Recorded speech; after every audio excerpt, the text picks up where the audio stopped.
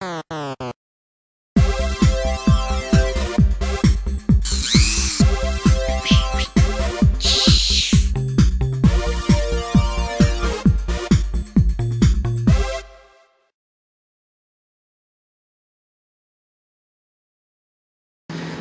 here she is, Sarah Palmer, as built by a sprue kit set. Alright, so she looks great. Let's take a quick look at her sculpt first. You can see it's all really well sculpted in there by the sprues. You got texture on the gray parts of her suit. The white parts of her suit are nice and shimmery. She has some applied sticker decals. There's a sticker on her face. The back of the figure is also very nice. I mean, just look at that. Everything on her is lovingly sculpted and well preserved. Despite the fact that it's all a model kit you have to build, does not lose any detail whatsoever. In fact, I think it's actually a little bit more detailed. It's just, there's nothing on her that's painted. She looks shiny and new. And I rather like shiny and new on my Space Marines. Yeah, she looks good. She has that cool patch on her knee. She carries both of her guns at her sides. It's a little bit of a pain to get her to hold them because, like I said, you have to build hands around the guns. But she looks really cool. Let's zoom out. Get a quick breakdown of her articulation. And this is gonna be a treat. Alright, head. It is ball jointed. She can look around, she can tilt her head a little bit, she can look down. And then her neck has a second joint. See? Her neck has a second joint so she can fall out of my hand. So she can look all the way down, like past her armor. Yep, so there's a hinge joint at the base of her neck to complement the ball joint at the top of it. Her shoulders, they have universal joints on top of ball joints, on top of a hinge joint built into the armor. So her arm can come in front like this a little bit. That is a fantastic arm. And I built it myself, which makes it so much more satisfying.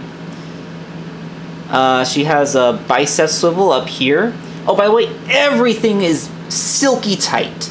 Nothing feels floppy or loose or like it's gonna fall off, and nothing feels hard and creaky like it's gonna snap. The tolerances on this figure are so perfect. I can't believe I built it myself. Her elbow, it's a double jointed elbow that goes all the way. And she has a ball jointed wrist, so she can, wave.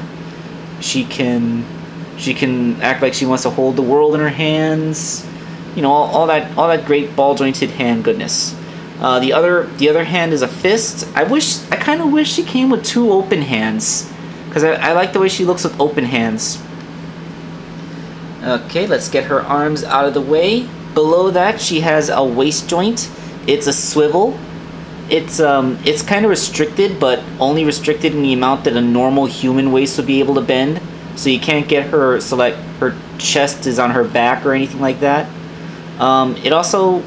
It's also ball joints, so she can do stuff. She can arch her back. She can crunch forward a little bit.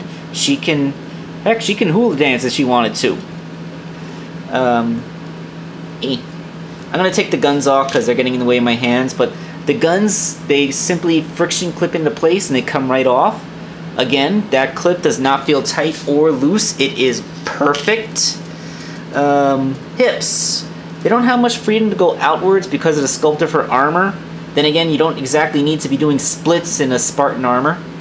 And if you look, it's a ball joint, and then there's some wiggle room down there, so you can actually like pull her hip down to get a higher kick pose. Yeah, just it reminds me a lot of the Samus Figma. Except on the Samus Figma, that stem was one solid piece that connected both hips. Here, it's they're individually articulated, so you can kind of move her hips around independently of each other, which is really cool. And like I said, high kicking poses. They come forward very good. She has a double jointed knee. Very good. And she has a ball jointed... Okay, maybe the ankle is a little bit looser. The ankle doesn't snap in quite as satisfyingly as the wrists do. But that's okay, it's only the ankle. And you got a good ball joint, and there is a hinge underneath the ball joint so you can pull her foot forward a little more. Actually, one of the things, I got into an argument with my mother over a pose in the box art. She was convinced that it was a CGI model, and I insisted that it was actually a picture of the figure itself.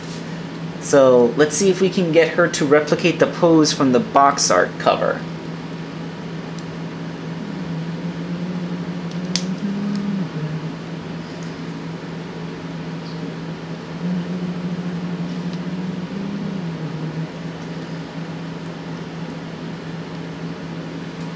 Oh, that's beautiful. I think she can actually pull off the signature Samus pose better than Samus Aran herself with the Samus Figma.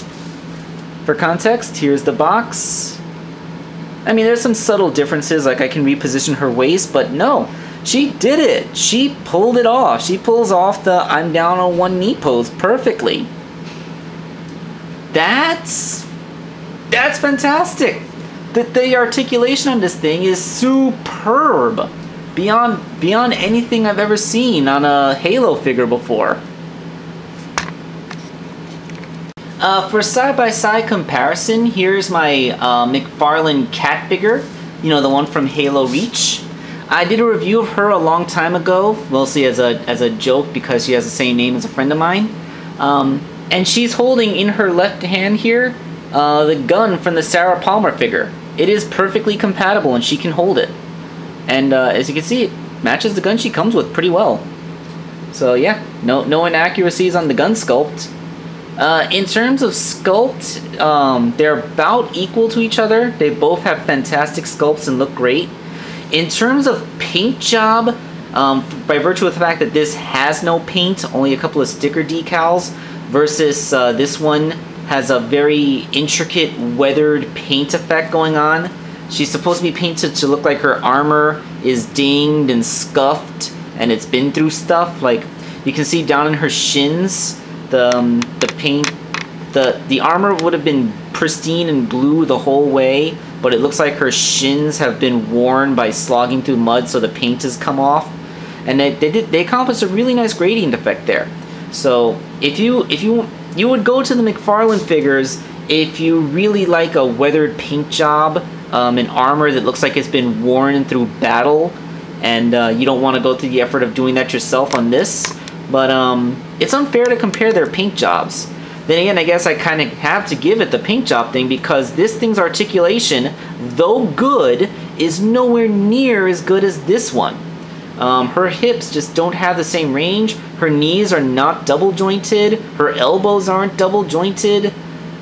She doesn't have that extra hinge on the inside of her shoulder to allow her arm to come forward. She doesn't have that extra hinge at the bottom of her neck to allow her to look down a little more. So in terms of articulation, Sarah Palmer wins. In terms of paint job, stick with the McFarlane. But scale, they scale perfectly to each other. They're the exact same height just about.